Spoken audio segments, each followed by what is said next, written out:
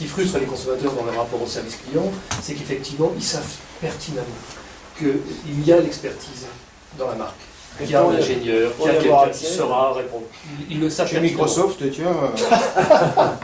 Ou ils l'imaginent et ils le rêvent. Mais en tout cas, ils se disent. Par contre, ce qui les frustre, c'est que quand ils appellent un service client, on leur donne effectivement quelqu'un qui n'a pas la compétence.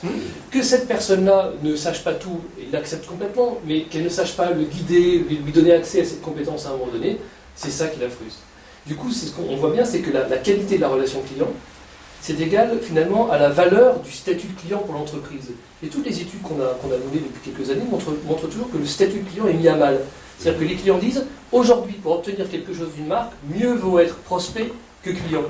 On sait bien qu'on veut renouveler nos téléphones, qu'on veut renégocier quelque chose avec la banque, on n'obtient rien en tant que client. Donc du coup, ça pose un véritable souci. D'où la distance dont je parlais tout à l'heure. Est-ce que vous n'avez pas le sentiment que, en fait, si on n'est pas un consommateur en colère, on a du mal à avoir le vrai service auquel on aimerait avoir accès? Est-ce qu'on est obligé de se fâcher souvent? Et est-ce que c'est finalement, est-ce qu'on finit pas par instaurer une relation de rapport de force, d'énervement, qui fait que ça c'est difficilement rattrapable? On peut dire, ok, j'ai bien résolu le cas, mais si j'ai obtenu une résolution de mon problème en me fâchant, est-ce que ça laisse pas des traces indélébiles? Est-ce que j'en veux pas à la marque de m'avoir obligé à me fâcher? Je dirais que quand le client se met à se fâcher, il s'adapte. Il a compris qu'il n'y avait que comme ça qu'on peut obtenir quelque chose. Je ne crois pas que c'est indélébile, parce qu'il s'organise. Il dit, bon, là, de toute façon, il va falloir que je me fâche, sinon j'obtiens rien. Mais les gens qui ne se fâchent pas, ils vont voir les courtiers dans la banque. C'est-à-dire, ils délèguent à quelqu'un d'autre la mise en pression voilà. vis-à-vis de la marque. Je représente tant de clients, donc j'aurai un taux donc plus favorable. Ce sont finalement les comparateurs qui jouent ce rôle-là sur Internet. Oui, c'est vrai, et c'est probablement demain les plateformes d'achat collectives et spontanées, plus ou moins spontanées ou organisées sur Internet. Sur les marques. Et on va se mettre à 50 000 à acheter la prochaine voiture de place familiale économique et on va faire baisser les prix de 40%.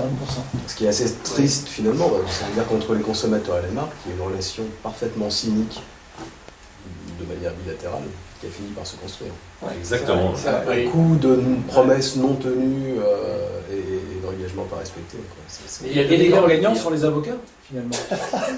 Ou les entrepreneurs qui ont des projets dans le domaine. Ouais. Voilà.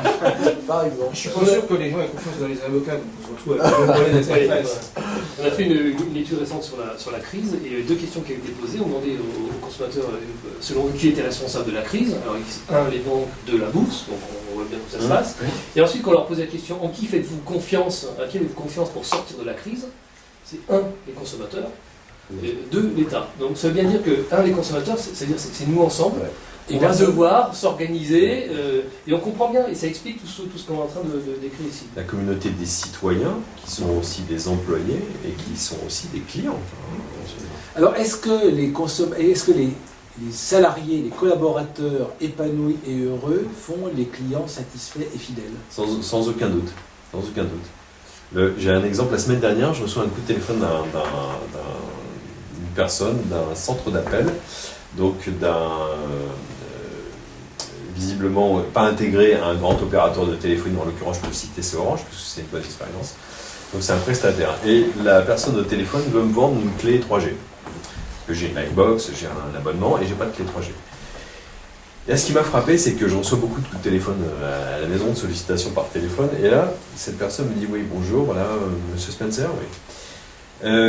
Est-ce que on peut discuter un peu, je voudrais vous parler des avantages de la clé 3G. Oui. Alors déjà, j'entends une chose, c'est qu'il n'y a pas le brouhaha habituel du call center derrière. Déjà, première chose. C'est une expérience que ne font pas forcément beaucoup de directeurs marketing, c'est d'appeler et d'entendre que l'opérateur, qui généralement, lui n'entend rien parce qu'il est isolé, il a un casque, il n'entend pas le brouhaha, le client entend le brouhaha, donc il sait que c'est un call center, donc il adapte. Là, en l'occurrence, il n'y a pas ça.